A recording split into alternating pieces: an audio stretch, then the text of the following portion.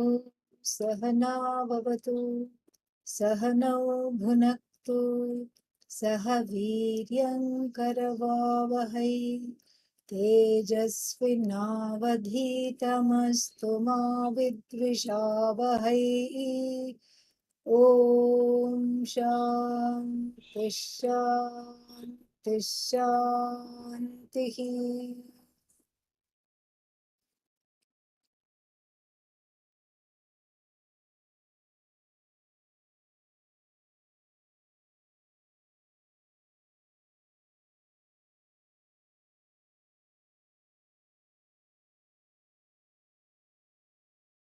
सत्प्रत्ययाः किन्नु विहाय सन्तम् हृद्येष चिन्तारहितो हृदाख्यः कथं स्मरामस्तममेह्यमेकम् तस्य स्मृतिस्तत्र दृढैव निष्ठा मृत्युञ्जयं मृत्युभियाश्रितानाम् अहं मतिर्मृत्युमुपैति पूर्वम् अथ स्वभावादमृतेषु तेषु कथं पुनर्मृत्युधियोऽवकाशः सर्वैर्निदानं जगतोऽहमश्च वाच्यः प्रभुः कश्चिदपारशक्तिः चित्रे त्रैलोक्यं च विलोकिता च पटः प्रकाशोऽप्यभवत् स एषः आरभ्यते जीवजगत्परात्म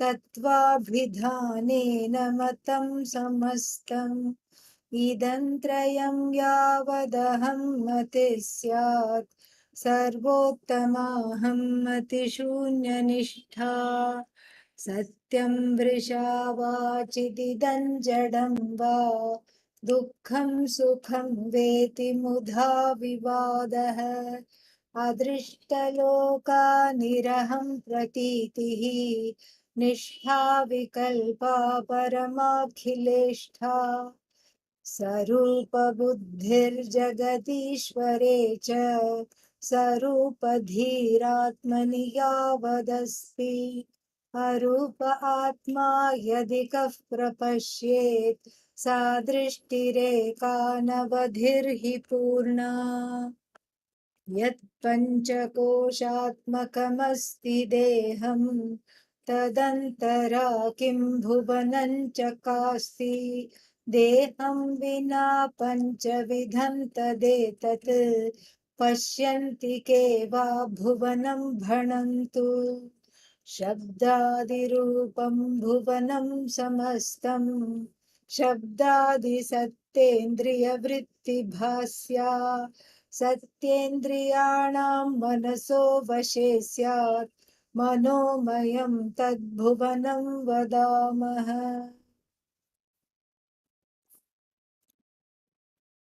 We will start with a meditation today to illustrate some of the things that we have discussed yesterday and some of the things that are going to come in the next two verses.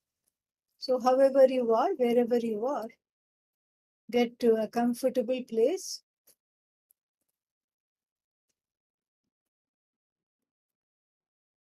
Head, neck, and back in a single straight line.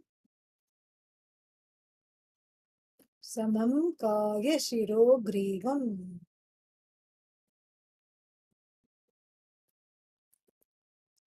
Says the Bhagavad Gita. This is to keep the body in a posture that is conducive to kind of a immersion, a journey inward, so to speak.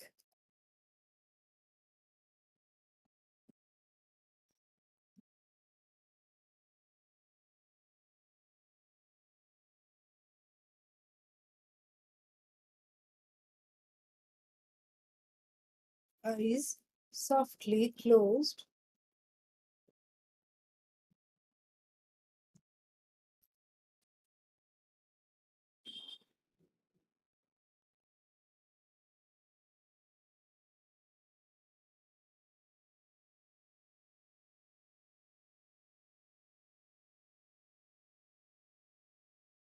pay attention to the breath and make sure that I just observe the breath and see that it is of more or less equal length, exhalation and inhalation.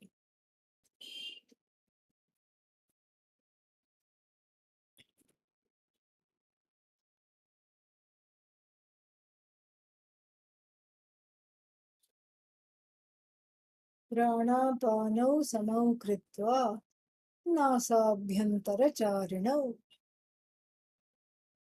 All these instructions on how to meditate are already in the 5th and 6th chapters of the Bhagavad Gita.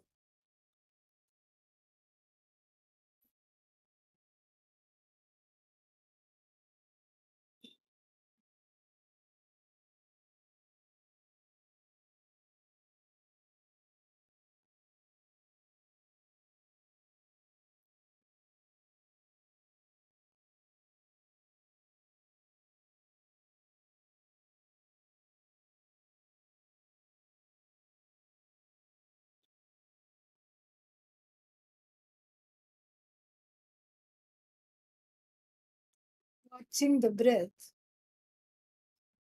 somehow makes the mind quiet.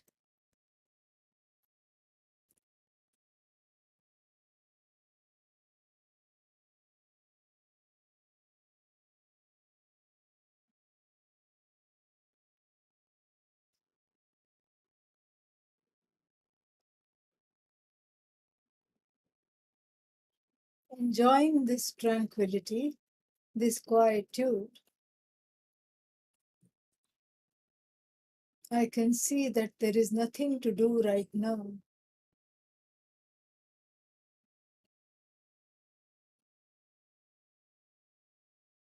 Nowhere to be, nothing to accomplish,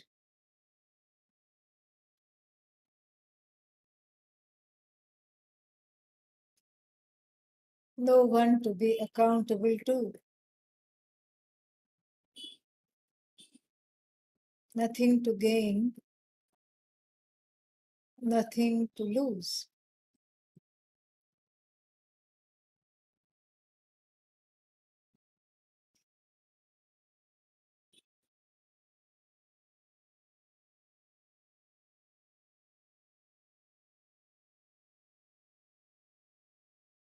Here I sit, a simple, conscious being,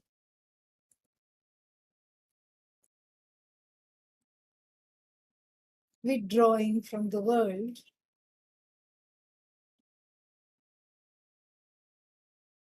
of names and forms.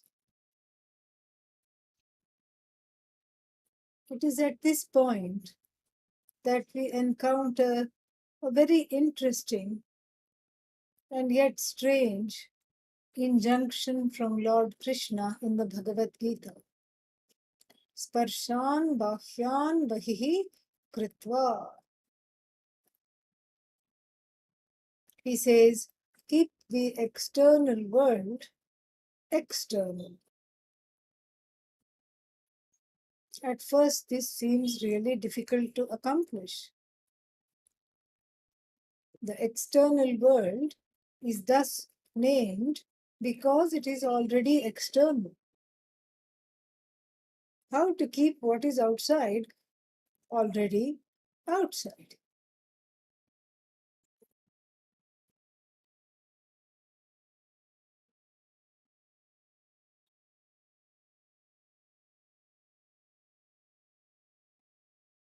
We can help ourselves with a few visualizations.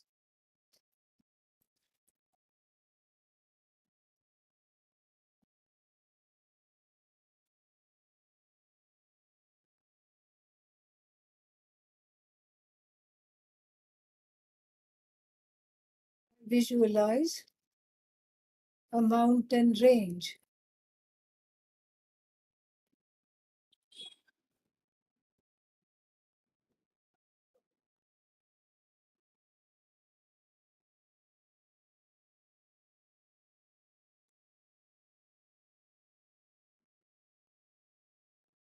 I notice that in relation to the mountains,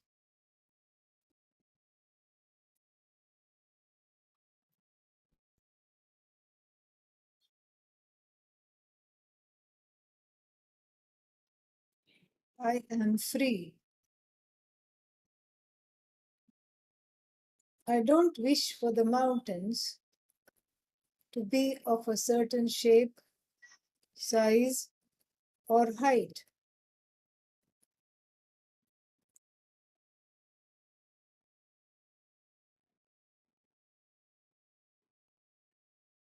I am fine with how they are. However they are, I am okay.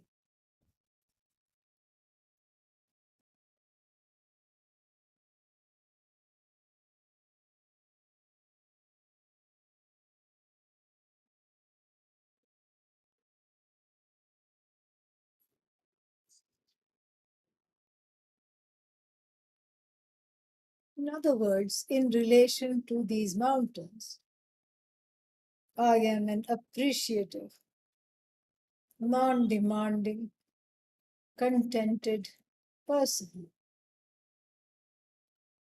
Non critical, also, we can add.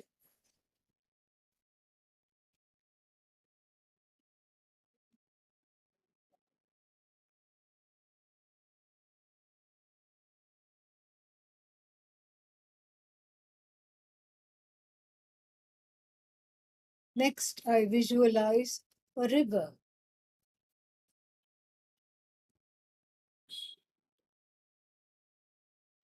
Again, like the mountains, I don't seem to have a problem with the river. I can be totally objective.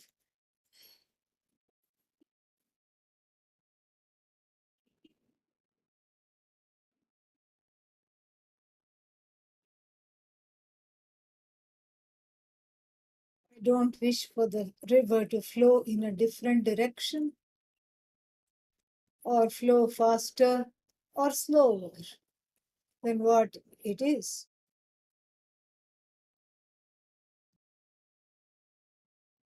In relation to the river, I am a conscious, objective, appreciative, non demanding, uncritical, and contented person.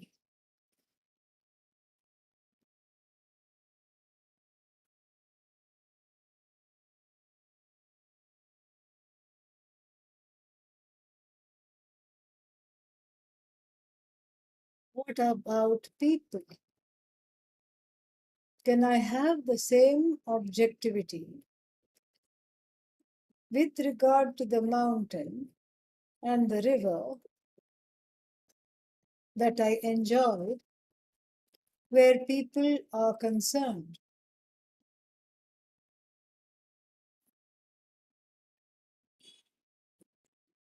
People in general, perhaps one can be non demanding, appreciative, and contented as long as one doesn't have any kind of ethnic, racial, gender prejudices.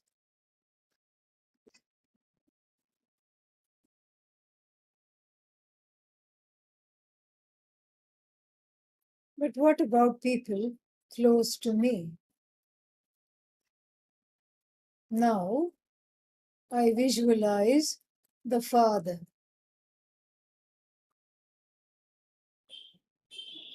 Immediately, one can see that there is a difference between the mountain and the Father.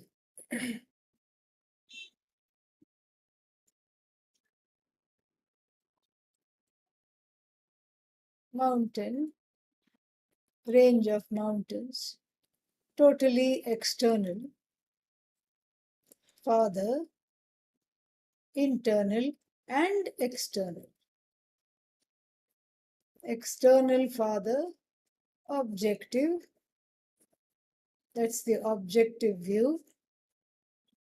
But the same Father is internalized in the form of wishes, anxiety, deprivation, fear, resistance, frustration.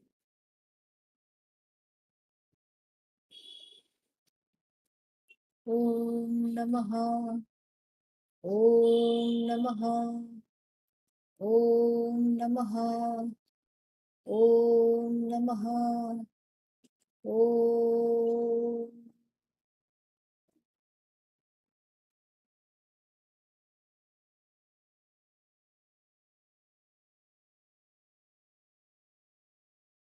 This is what Lord Krishna means. Keep the external world outside.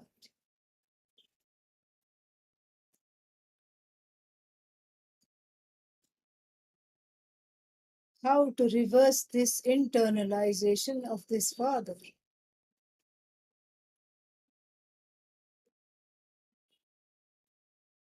It's not very difficult,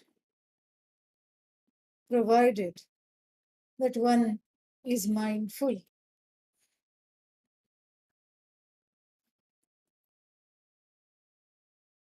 I visualize the Father, and immediately I give him the freedom to be who he was, who he is in my perception. These words, in my perception, are extremely important because I don't have the pressure of being right. I can be wrong, or I could be right. Therefore, in my perception, this is how Father was, this is how Father is.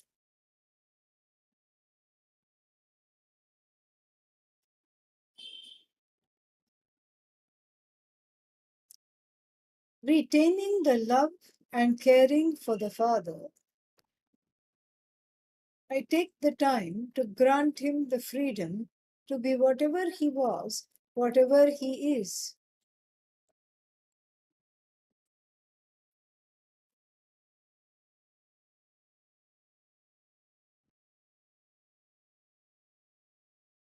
The extent I am able to do this, I can free myself of the internalized Father in the form of unfulfilled wishes, anxiety, frustration, expectations.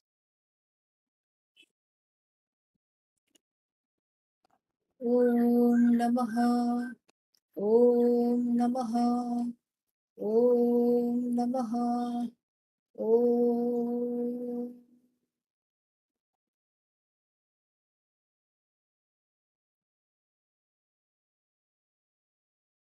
Next, I visualize the mother. Same procedure.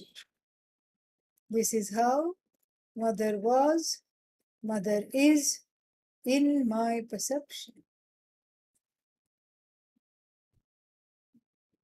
Retaining the caring, the love for the mother.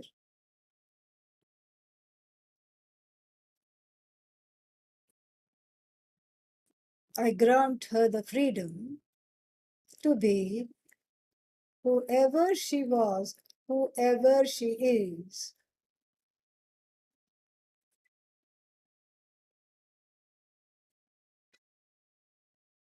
Om Namaha, Namaha,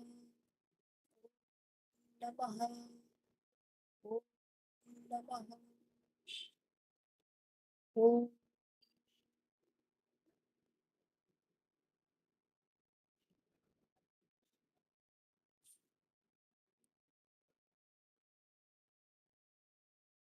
Even if after this exercise, if there are still some expectations that one is not able to let go, we can lay it at the feet of the Goddess of the Lord however you invoke Bhagavan.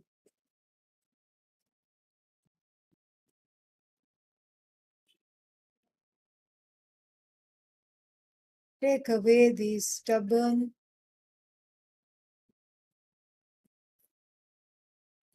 desires centered on the father, centered on the mother,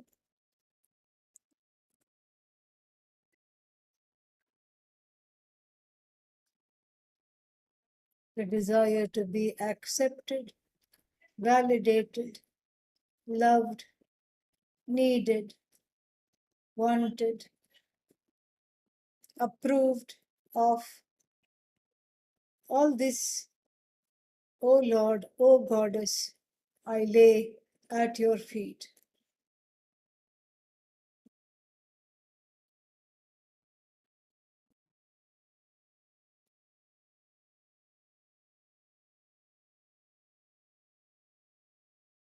I do not want to live under the cloud of this subjectivity any longer. My anxieties, my fears, hurts, guilts, with regard to the caregivers,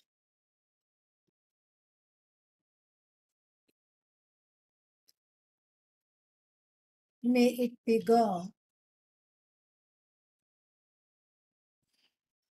with the blessing of your laser gaze.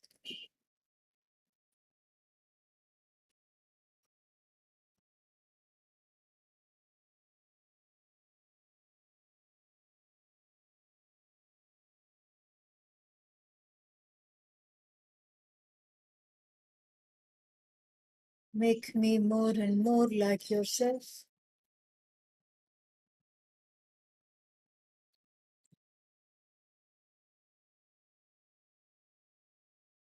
and less like how I have lived, perhaps for many lifetimes, immersed in samsara,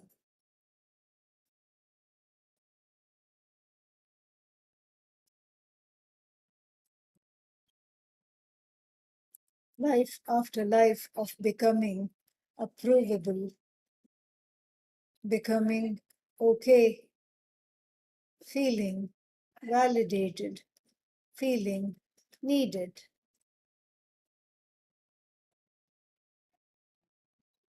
That was then, Ishvara. This is now. Now I am grown. Now I feel ready to let go of the need for crutches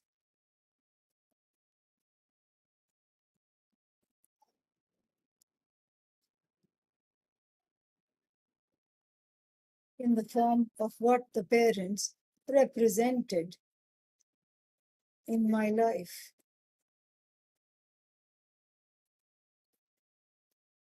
I have you now to cushion the worries,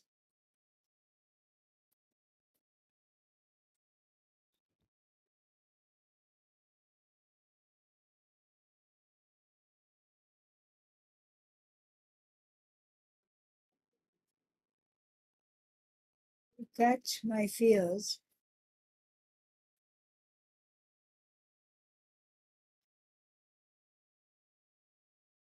and take them away.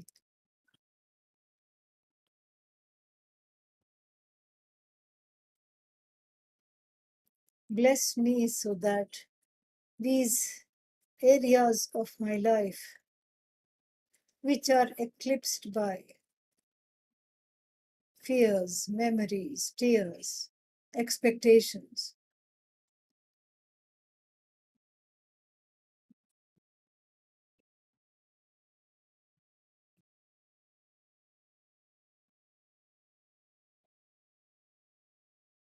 shine without the shadow.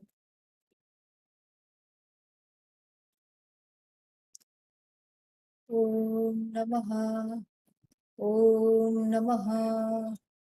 Om Namaha. Om. Now you can visualize a person currently in your life, friend, spouse,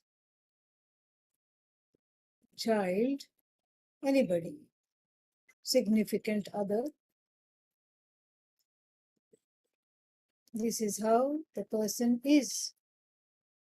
Acknowledge that.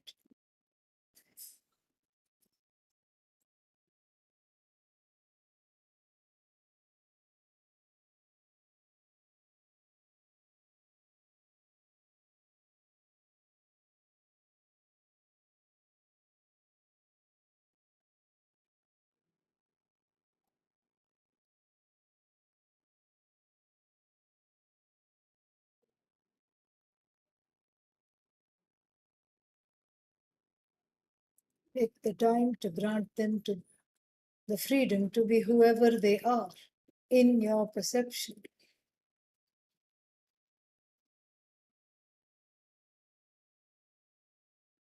In so doing, you are free.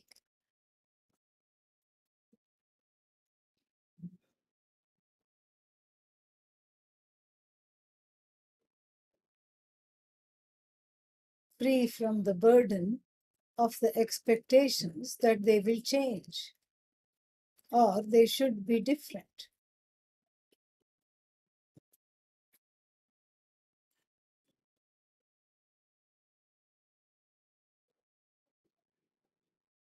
Now we come back to the body. Observe the body as though you are sitting in front of a full-length mirror.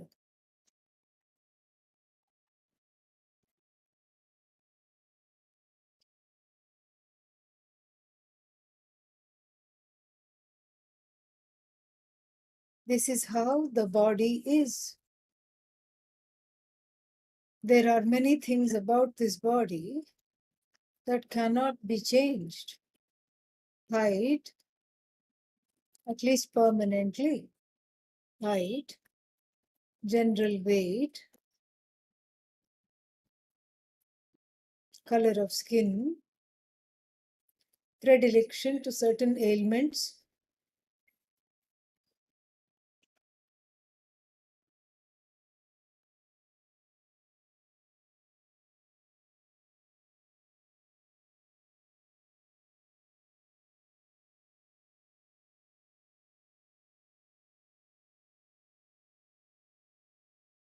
this is how this body is. Is the body external to me or is it internal?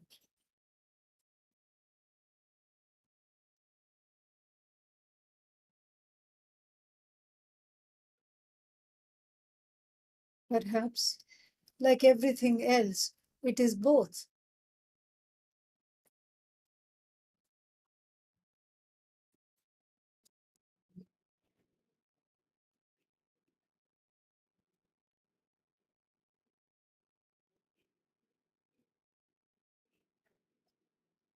I give the body the freedom to be what it is.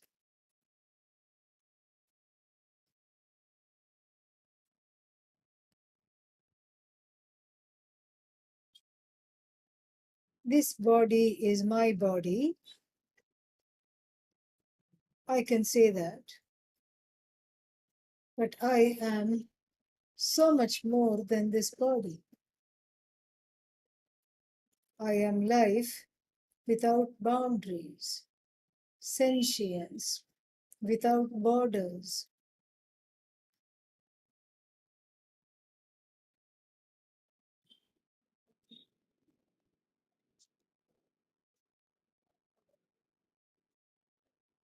Om Namaha, Namaha, Om Namaha, Om Namaha, Om.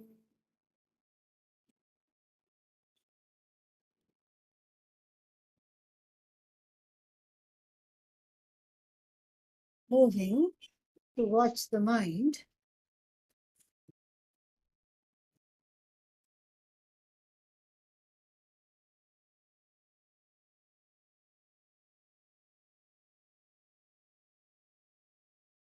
without shunning the thoughts or without going behind the thoughts. I just watch the mind.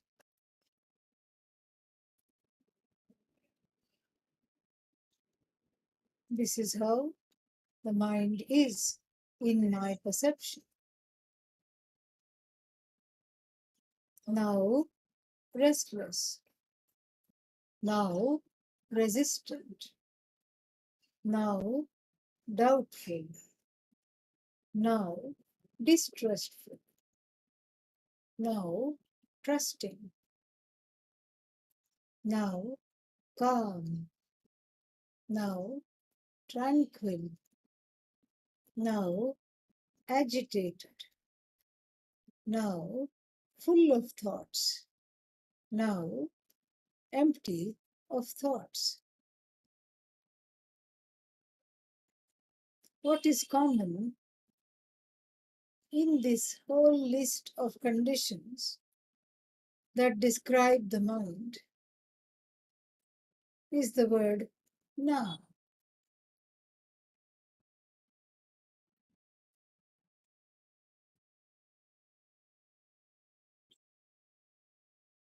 Now, timeless.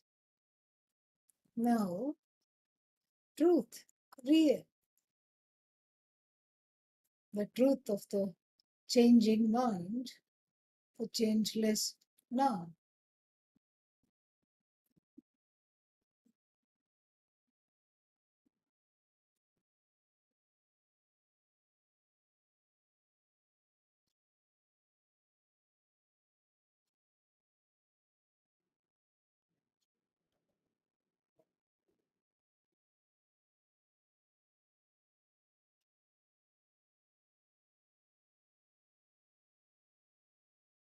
With this kind of a practice, one can appreciate the mind objectively. One can acknowledge the body objectively.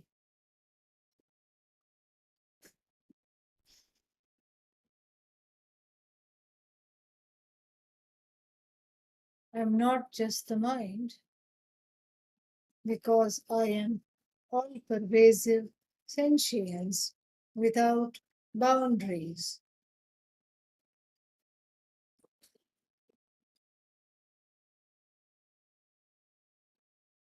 I am everything. I am everywhere.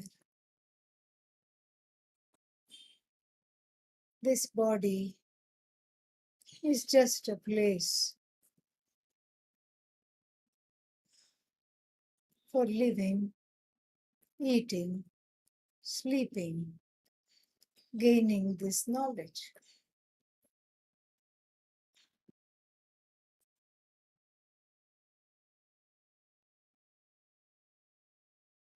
Vaster than the ocean,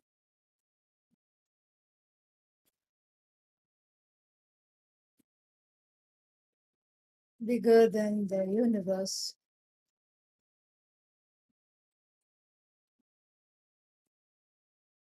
I, Atma, Aham,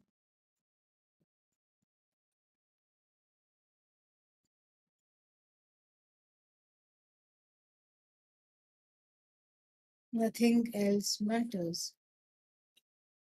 Nothing else is separate.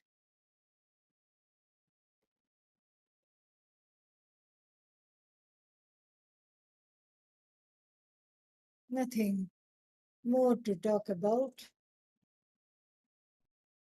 Nothing to discuss.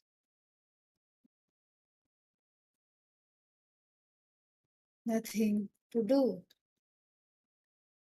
Nothing now to accomplish. Nothing to get rid of. Nothing to collect.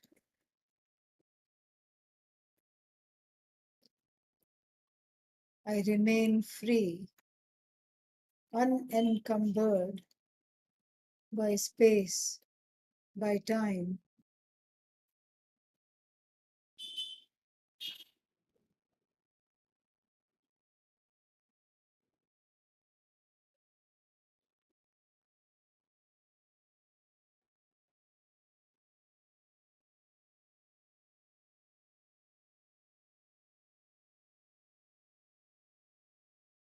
Om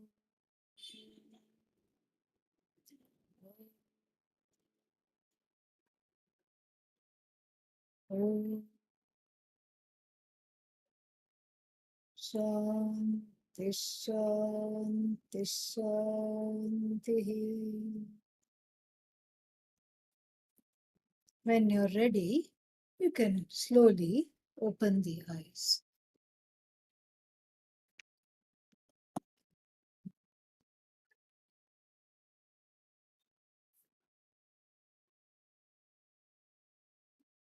In the last verse, we saw how he makes a direct connection between this universe of names and forms and the I here means the ahankara, endowed, the body mind sense complex endowed with the ahankara, this I. And what does this I do? The I objectifies things in the universe. The ahankara objectifies things in the universe. What does that mean? Through certain means of knowledge, eyes, ears, etc. We saw those in detail. So the ahankara objectifies things in the universe through various means of knowledge that we have at our behest. We have these means of knowledge and we use them. Then what? Then we don't think about this, but a direct connection has been established between the inert universe and the sentient I. What is the connection? Two kinds of connections have been spoken of, and this verse and the next one will talk about that more. The first connection is bhasaka. Bhasaka means the agent of illumining. Who is that? I. I am the agent of illumining. And then that which is illumined, bhasya. Bhasya means illumined. And even in this verse, I think bhasya comes, in the second line.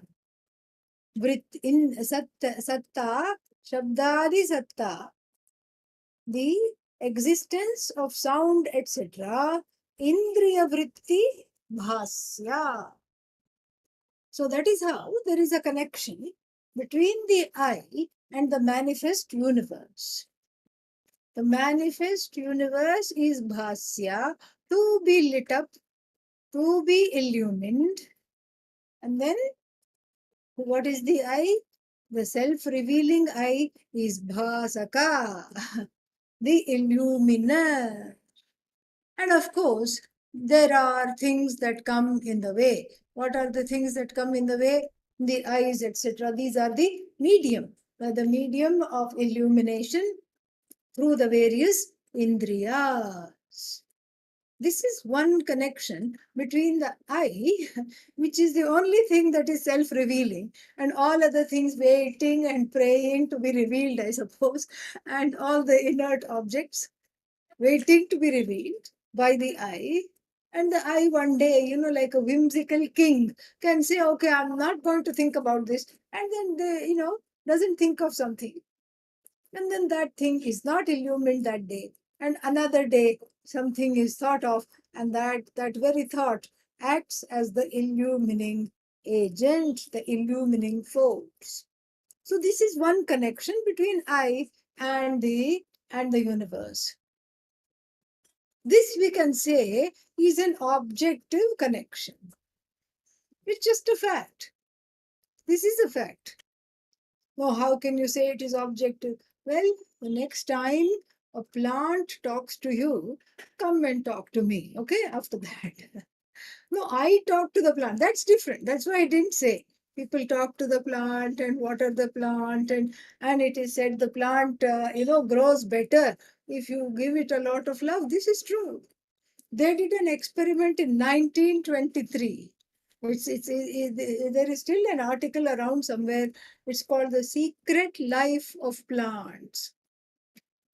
And so they had a kind of a controlled greenhouse full of plants and two greenhouses. And then one of them, one person was the villain, and he used to come with a sickle and threaten to just whack off some leaves, etc. And the other person would come and murmur sweet words to the plants, water them, find out how their day was, what did they do, etc., etc. Yeah. And then at the end of the experiments, the plants were hooked up to some kind of a measuring device. I don't know that. I don't know what kind of a measuring device, but they registered great fear and great pain and sorrow when this person who is coming with a sickle or a machete, that with an axe, whenever that person came into the room, even if he did not do anything, all he did was just go around like that. But they were very agitated. But when the person came with a jug of water, watered them, talked to them, wiped the leaves down, whatever, then they were very calm. So the plants, may communicate in certain ways, but they don't talk like you talk or I talk. And rock also doesn't talk because the Sukshma Sharira in the rock is not there. Sukshma Sharira in the plant is there, but it is not, it doesn't have the karanas, it doesn't have the means of communicating like we do. And so here, this is a fact, this is an objective fact that the world, the Characharatmakam Jagat, the world comprising moving things and unmoving things are all what? They are all waiting to be illumined by the eye, this sentient consciousness, whose existence is the same always, this Satchidananda eye. This is an objective connection between Ishvara Srishti, the manifest universe, which is to be revealed, Bhasya, and then the I, the self-sentient consciousness, which is Bhasaka. Comes under the Ishvara Srishti category. Then the other connection is a subjective connection. Here the raga dveshas enter. Here the pain and sorrow and desires, kama, krodha, longings, and all of them, they enter. Here, the subjectivity that Ramana Maharshi is talking about, that is what is the hallmark of this second kind of connection between the world and I. I here, ahankara, not just the self-revealing I, the self-revealing I, along with the ahankara. That is the mix-up. So what is this subjective connection? The subjective connection is between the existent, see, there is a difference between the existent universe, the universe that exists, and the universe that I experience. That is the difference. So that is that is a very big difference. The existent universe simply is. This is what is called Ishvara Srishti. But I have a different connection with the existent universe and a very different relationship with a universe that is experienced. What is the meaning of what do I mean by the word a universe that is experienced? A universe that is experienced means that it's a universe. It's my personal private universe, crafted with the canvas of ajnanam and the colors of rajas, sattva, tamas, the three gunas, subjectivity, feelings, desires, impressions, samskaras. What are samskaras? Some scar or other from the past, okay? Some painful scars from the past. Samskaras, vasanas, sorrows, fears, tears. This is the overlay over the universe that is Ishvara's world.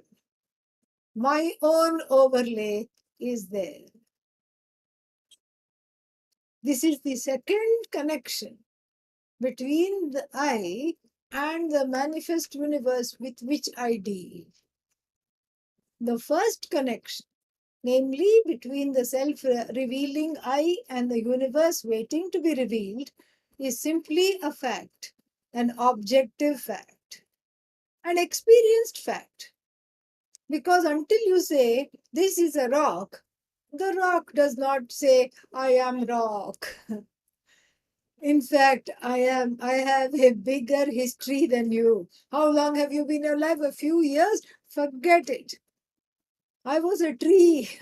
How much time you got to hear my story? I was a tree. Then I was petrified. No pun intended. And then I became a rock. And then another rock will say, I'm not an ordinary rock. I am a Shivalinga rock. I was made by Mother Narmada, the swift waters and the undercurrents. Before, like you, I had a ragged, jagged personality, always angry, always ornery, always ready to be defensive and offensive. And then what? Mother Narmada just rocked me in her lap. Narmada is the river. And rocked the rock in her lap. And then what? And then one day, some temple was looking for a nice sized Shivalinga. And they have these special divers. So one such diver was sent to the bottom of the river, which is very deep. And, and when they bring it up, they are not supposed to look at it and choose. They are supposed to just close their eyes and just feel around and pick it up. So he dove to the bottom of the Narmada river, picked me up, and all the trustees of the temple assembled there, clapped. This was I was right for this temple. And I was established. Prana Pratishtha was done with great fanfare. And now I am a blessing presence for the entire community, for the entire city. This is what it would say. If the rock could rock, that's what it would say. If the rock could talk, that's what it would say. I rock. But then it doesn't. This is an objective connection between the I and the manifest universe. The only objective connection is that of the illuminer and the illumined. But then where does the illuminer begin? And where does the illumined end? Oh, that's easy. Oh, it's easy? Yeah. Thank God, at least one thing is easy in Vedanta. Wonderful. Tell me, how is it easy? Well, it is so easy. Illuminer means that which is illumined means that which is outside. Everything outside you illumine, you illumine, you illumine. And then you are the illuminator. Simple. Really? Is that so simple? What? What is the situation when I say that my mind right now is being agitated? Or somebody says, this is a new term, okay? Today there is brain fog. You know, I used to wonder what this brain fog is, but it's a real thing. Apparently, real means empirically real. Especially with all this COVID and everything, a lot of people have these long term symptoms. And somehow this obfuscation, not clarity in thinking, some kind of this is what is called brain fog. But really, even the person with brain fog says, I have brain fog. That means what? This observation is not foggy at all. Brain may be foggy, the observer is unfoggy. The unfoggy observer is talking about the fog in the brain. That means what? That eye, which is illumining even the brain fog, is not fogged up at all. ah, it is crystal clear. It is sharp. It is objective. It is simply the illuminer. It is the eye. This is the what is called the objective connection. And then the question that is we asked just now is very easily answered. That which requires illumination is both quote unquote outside and inside. And then inside and outside are within quotes. I don't like to do this very well because when I do this, I become Arupa and then Sarupa. Arupa and Sarupa. So, so now this is very interesting. It illumines that which is seen, heard, everything outside this body mind sense complex and within the body mind sense complex also. The body mind sense complex being this barrier between the as though demarcating line between that which is outside and inside. Otherwise, from the standpoint of the observing eye, the illumining eye being all pervasive, there is no outside, no inside. It is consciousness. But right now, the illuminer is sitting in this, as it were. Everywhere you have to say as it were. So that's why Vedanta sentences are very long, because you have to punctuate them, you have to add little caveats and everything. Even with Adi Shankara Bhashya, one paragraph long, one sentence. This is why. So the illuminer is, as it were, illumining everything from the vantage point of being an indweller, or as though associated with this particular body mind sense complex. As though means not really, okay? Yeah. As though associated with, itself asanga, unassociated, but on the empirical level, on the empirical reality, we say as though associated with a particular body mind sense complex.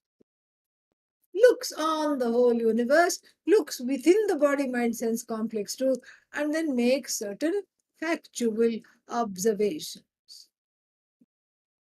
Observes, Ishvara Srishti. This is what it is. This is the what we call an objective connection between the I and the universe. Now, what is the subjective connection? The subjective connection between the I and the universe is that yesterday we talked about this. I break off a little piece of the universe and call it my universe. Not yours, my universe. In fact, I often joke that the whole universe is divided into two. Mine, yet to be mine. Not yet mine, yet to be mine, because these are all things that I want, not yet mine. Here is where the trouble comes. Ahamta and mamata. In fact, this word mamata means myness, I-ness, me-ness. This mamata is sometimes quite a popular name in India, but not a nice name to have. Myness. So this ahamta and mamata, that is what transforms this universe into a gloomy world, into a world that is just a depressive world, an angry world, a fearful, tearful, painful world that I just want to get out. This is what is samsara. This is samsara. You take the God given universe and then you just put a label on it, mine, a little piece of the God given universe. Immediately you feel like crying. Naturally. Because why do you feel like crying? You feel like crying because it is not it does not look nice. It was, just like when you pick a flower, then you are disappointed because it looked much nicer on the bush, on the tree. Oh, I would like to have it. I want it. Oh, let me get it. And then as soon as it's in hand, it starts to wilt. Tick, tick, tick, tick, tick. Its life is just expiring in your hands, in your grubby, hot hands. This wonderful, cool flower that was that was just giving so much joy to everybody. But no, no, no. I had to go and pick it up. I had to pick it off. I picked the flower. I cut the flower, and then what? It can never look as nice in your hand as it did on the bush. Never. And so this is what, as soon as you put a label on it, mine, that's when the sorrow starts.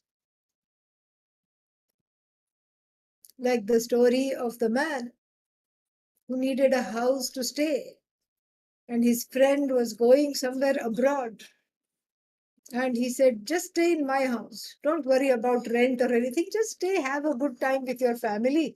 I'm getting a very good job abroad. I don't need money from you. Just stay, enjoy.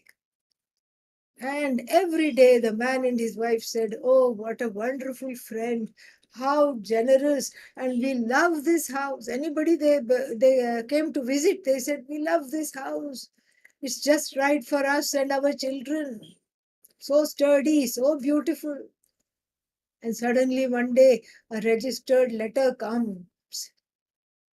In that, the person has given them, the husband and wife who have been staying in the house, the friend has written and given them the deed of the house, the title of the house.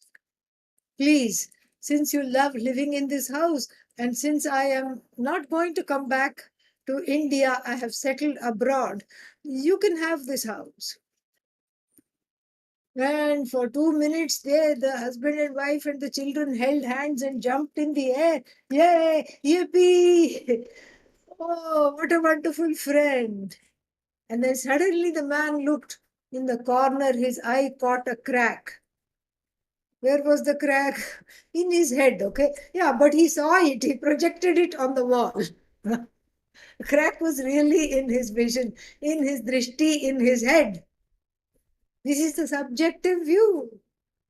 But he saw it on the wall and he said, oh, we have to get an appraiser. We make sure there are no termites, the wife said. And he said, yes, yes, we have to make sure something is not wrong. We have to make sure that we can still live in it.